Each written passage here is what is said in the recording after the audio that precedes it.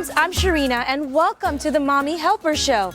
Get ready to sit back, relax, and be mommied for the next half hour.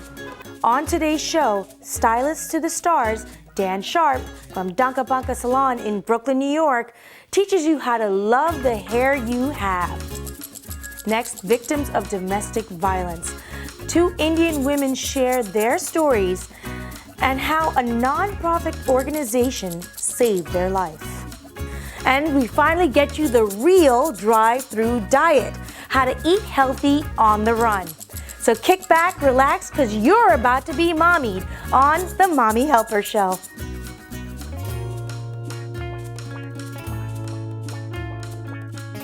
Hey moms, it's Sharina at the Mommy Helper Show, and we are lucky today to have Dan Sharp from Dunka Bunka Salon. Now Dan has worked with the likes of Liv Tyler, Iman. He's really a great celebrity stylist, and he's going to talk to us today about how to get out the door with gorgeous looking hair. And guess what? It does not involve a bun. Check it out. The biggest thing that I hear, especially from moms with little kids at home, is I want to look my best, but I don't want to put any effort into it at all. How delusional are you? That doesn't happen. There are like 3 people on this planet that happens for. Do you think this fantasy happens overnight while I'm sleeping? No. It takes me about 5 minutes with a little bit of product to get my hair to look this way. And if you're willing to put in 5 minutes, you can actually have great looking hair too. The 4 things that I think every woman needs in her beauty arsenal, especially if she has textured hair, is a great styling product. I use a finishing cream here from Sachajuan, but I love Lubriderm. So if you're working on a budget, Lubriderm is great for curly hair. A diffuser, a spray bottle, and a shower cap. Then after the shower, instead of rubbing your head with a towel, you're just gonna wrap your head in a towel like this for about 5 minutes just to get the excess water out. When you take the towel off of your head, your hair should look like it's in a bunch of clumps, like Daria's hair. Those clumps are actually great. You want to leave those alone and not touch them. Any hair that goes off on its own is going to create frizz, so you really want your hair to be in groups. If your hair, like Daria's hair, has a few loose ends on it, you're going to just twist the hair around your fingers to create groups on your own. So the ideal for any kind of textured hair is really to let it air dry and not to disturb that hair, because it's about frizz management and about volume management for most women. I really recommend having a diffuser at home because sometimes in the winter months we just don't want to walk outside with wet hair. And it's really about getting that hair to the stage that right before it starts to frizz up. So if you look at Daria's hair right now, you see that it's still damp, but you start to see the beginnings of frizz forming on the ends of her hair. That's really the time, and it's different for everybody, when you want to start to put your product in. In my salon, I use Sachajuan. I'm going to have Daria use the finishing cream. It's a really nice light cream. She's going to put about a quarter-size dollop into her hand. So Daria's just using the diffuser just to finish drying her hair. Diffusers are really great when you just don't have the time to let your hair dry. Once she gets it all the way dry, these curls are basically like a wet set. They're in there for the rest of the day. And unlike, using a flat iron, which is what a lot of women with textured hair will do as a solution to their curly hair, she doesn't have to worry about humidity anymore. If she flat irons her hair and makes it straight, the humidity will just make it look frizzy and awful. So now that those curls are all done and set, instead of brushing or combing through the hair, you really want to go inside the hair and just shake your hair. That will open up the curl and give you more fullness and more body without really destroying the curls on the ends. So throughout the day, anytime she feels like she wants to just kind of fluff up her hair or change her style, she can really just go in there and tweak it, and that hair will always want to go back and find those curls that it dried with. So her hair is really indestructible. Those curls are going to last her all day. In fact, tomorrow morning when she wakes up, if her hair looks pretty good, and maybe it's a little bit slept on, she can just take a spray bottle, put a fine mist of water on her hair, throw a shower cap on, jump in the shower, and those curls will spring back and she won't have to style her hair all over again.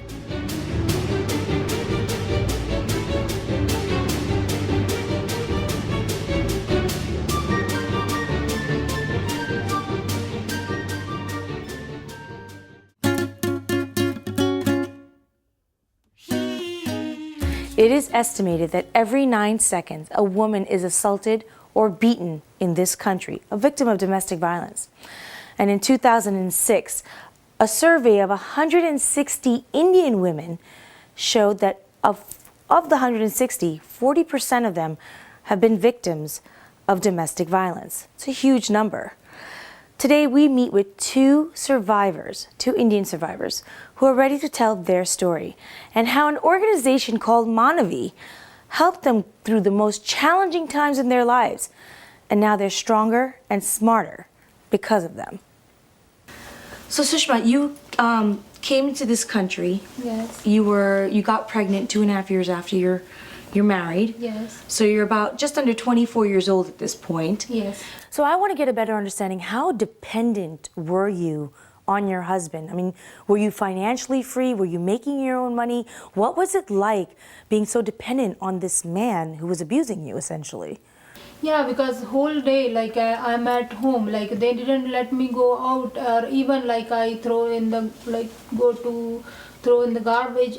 I don't I'm not allowed to do that. Well, here's what I don't understand. Obviously, you were left alone at some point. Why didn't you just sneak out of the house or take your kids and just run to the police, run to a neighbor, just let someone know what exactly was going on in your life? I cannot do anything like that. Yeah, they go with me all the time, and sometime I'm at home and my kids is her grandma. She's going with them. So basically, you were a prisoner in your own home. Yeah, they You were a prisoner. put the on the windows. They put the some tape kind of the garbage bags, and put the tape. I cannot see from the window too. Now, you were going through issues with your in-laws, your husband. It seemed like you didn't have an ally anywhere. Were you being beaten at home as well? Because I am trying to tell them to I want to go out and I want to do the work, right? Then they didn't let me go out. That's why it is fight. Then they are beating me. When I tell them now I am done, that is too much. I cannot afford that. Then I stay by the phone. Then I tell them I am dialing now 911. Then they stop. Then they planning to stop my paperwork. They stop my paperwork. Then Your green card paperwork. yeah, my green card paperwork. For you to get a green card, they Yeah. stopped it Then- because you threatened to call the police. Right. What did your husband used to do? Did he used to raise his hand to you? No, they pull my hair and put on the dining table, and my clothes is all Ripped? yeah. And your husband used to do this to you. The man that you married used to do this to you. My husband and my sister-in-law. Your sister-in-law used to do this to you. Yeah. She wasn't married, She's married. but she used to abuse you. Yeah. Okay, take me to that day now. Take me to the day when it all ended, when you decided enough was enough and it was time to leave. What happened? I didn't.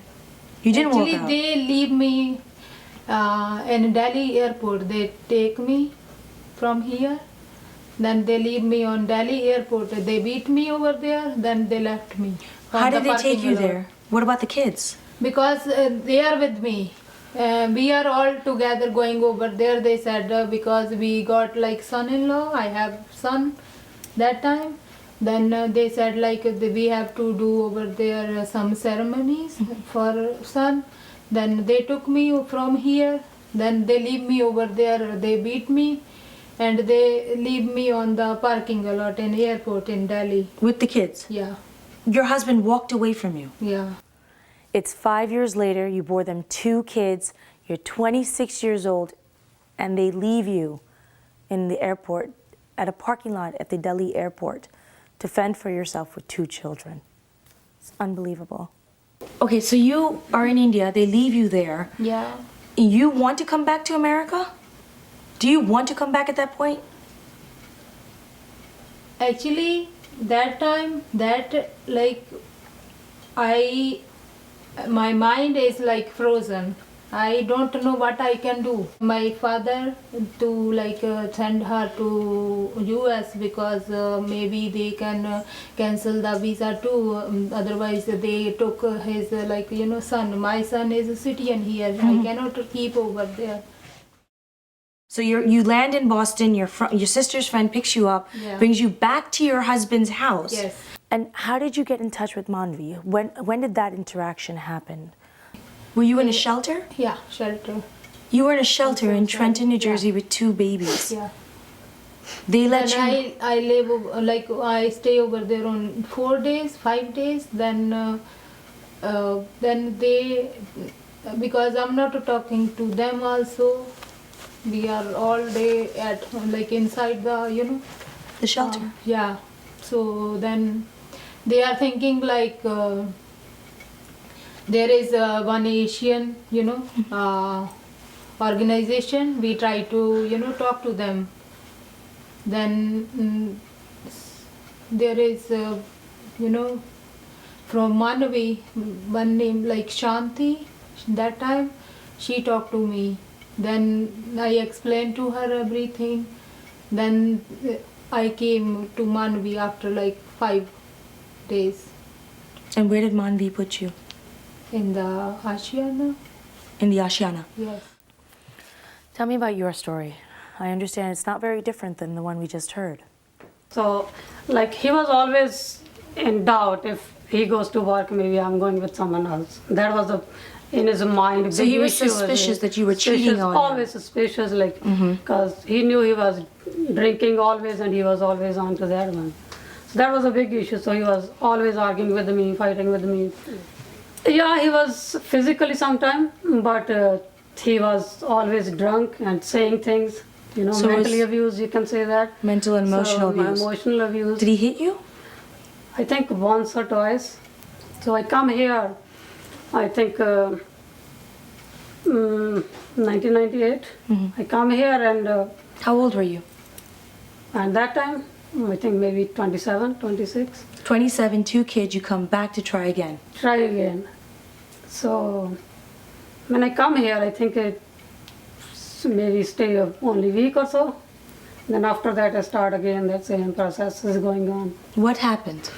When you So- say process, what would happen? Process is, his was always like you say suspicious, because when I send him to go to work, he go to work and start calling over there. Oh, who you are with, who is in home, what is he doing, where are you, He was always into that one. When he comes home, drink, sometime he goes to work, and he don't go to work from me, he went to work, but he drinking outside.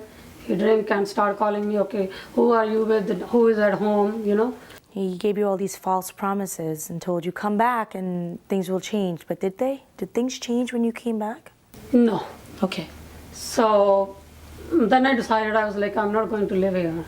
So that time I was calling my parents, and there was one of their friend was living in Albany, New York. They give me his number. This is try to call him, maybe he will give you some help or some information.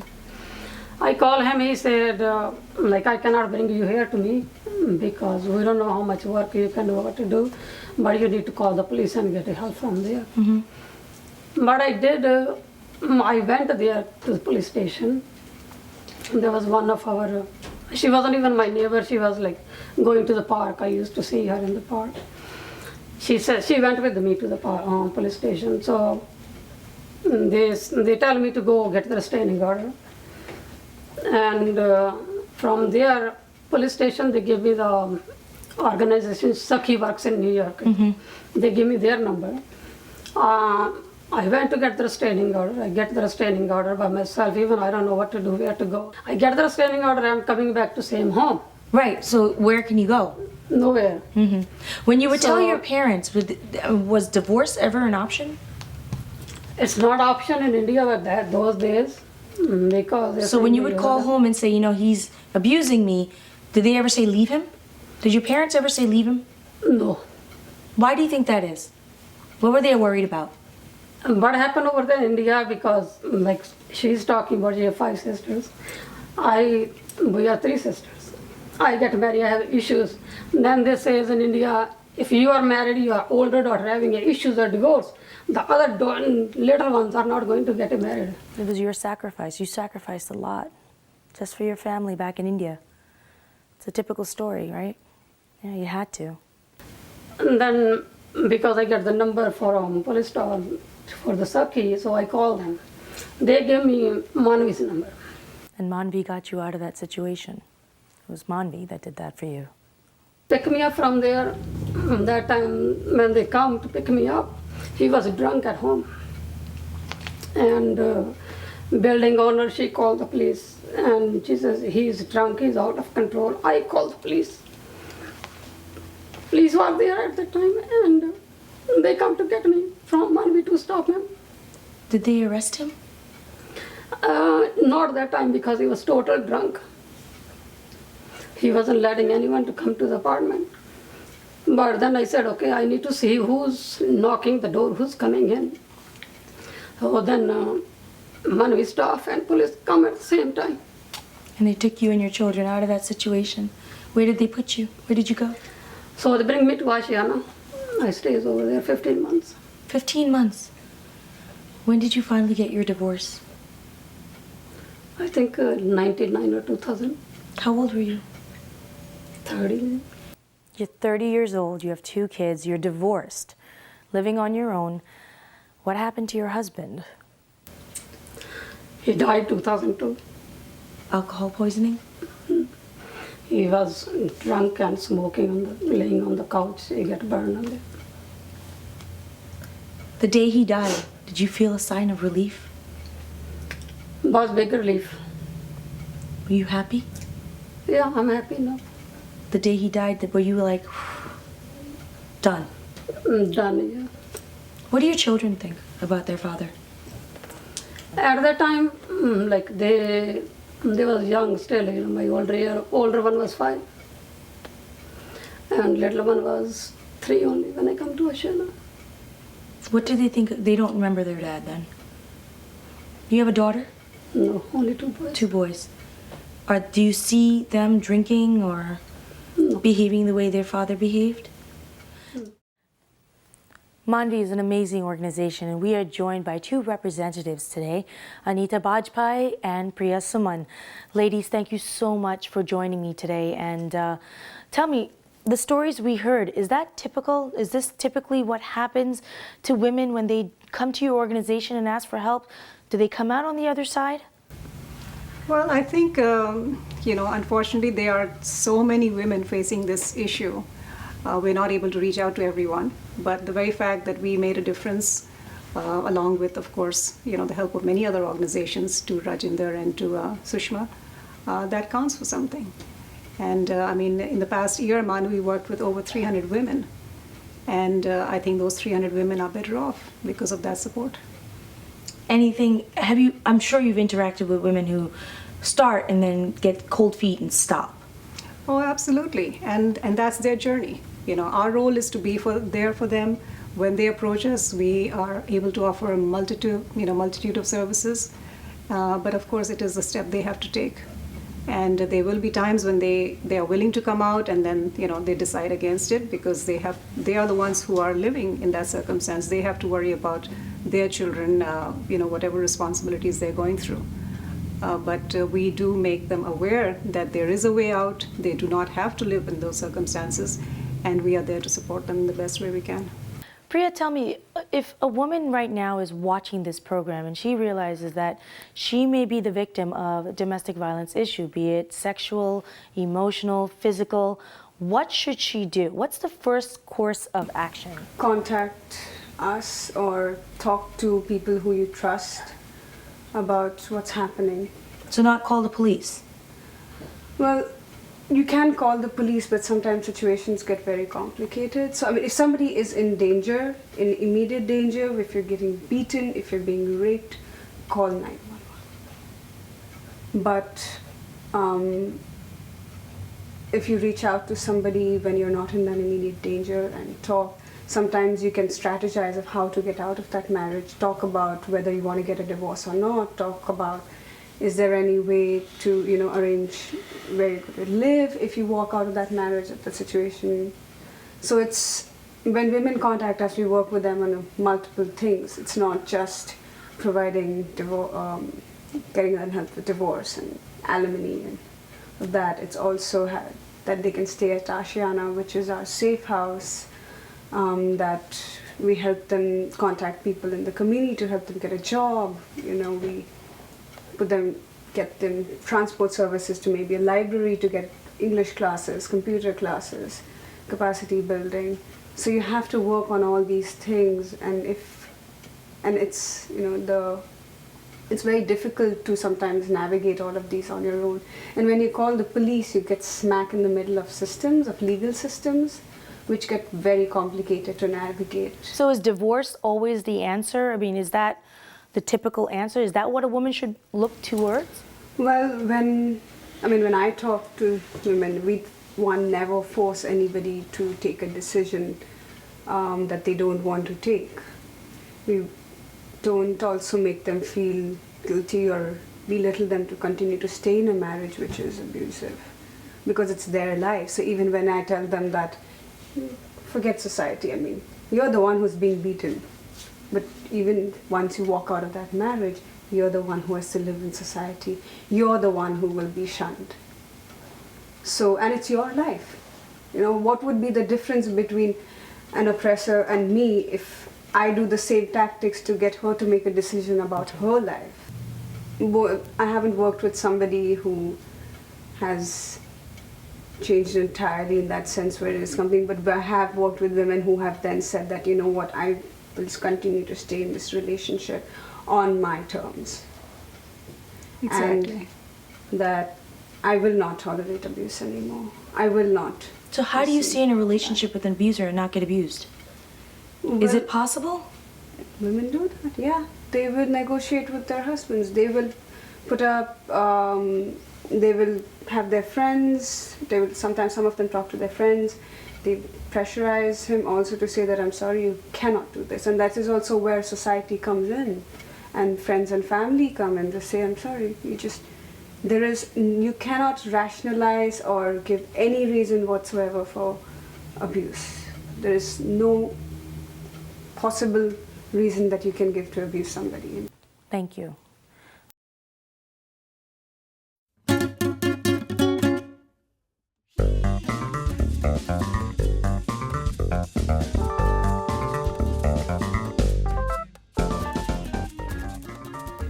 We all know that eating healthy is the first step to getting to and maintaining your perfect weight. We also all know that cooking your meals at home is probably the only way you can ensure you don't overdo your calorie count for the day. But when you're a busy mom, the temptation of driving through a fast food restaurant for breakfast, lunch, and sometimes even dinner is the easiest option. So here's your drive-through cheat sheet. Breakfast places like Dunkin' Donuts, Burger King, and McDonald's dole out tasty, hot sandwiches during their early morning menu. And although there are low-calorie options, most of the times those same options are very high in sodium and carbohydrates. So pull up to the drive-thru window and ask to have your breakfast made your way. 1 egg on an English muffin is at least 25% less in calories and fat and sodium compared to eating an egg on a bagel. You can ask for a slice of cheese every once in a while to change things up, but be sure to avoid sausage, ham, or even bacon to keep your sodium count low for that breakfast meal.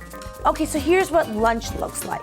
You enter a drive-thru of Burger King or McDonald's and you see the fit menu and you think, hey, that's the easiest option.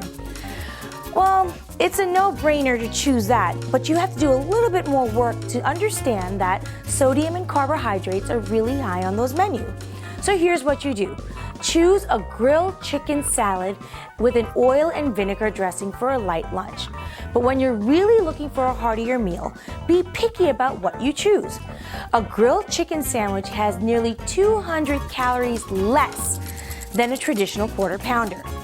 For an even healthier option with less fat and much less sodium, choose a grilled chicken sandwich and a side salad with oil and vinegar dressing. If a hamburger is really what you're craving, then order a traditional single patty burger with small fries and an unsweetened iced tea. Ladies, that lunch option is only 480 calories and under 700 milligrams of sodium. Okay, ladies, let's start on dinner now. Sure, fast food chains are now touting their wrap menu as a healthy alternative to traditional bun sandwiches. But if you take a closer look, wraps are actually very high in sodium, sometimes 50 to 60% of our daily suggested intake. Don't be fooled when selecting a quick dinner option. Go through a drive-thru like Taco Bell. A chicken chalupa is only 340 calories with 18 grams of fat. Remember, you can always customize your meal. Stay away from mayo, ask to have the bun on the side, and leave the sugary drink off your request. Ask for a club soda or water instead. In fact, according to Weight Watchers, sipping water between bites actually helps fill your stomach faster. Well, I hope you enjoyed today's show, and make sure you tune in next week for another Mommy Helper show. If you need to get your mommy fix in between, be sure to download the Mommy Helper app in iTunes or for your Android phones. I'm Sharina, and I look forward to seeing you again next week.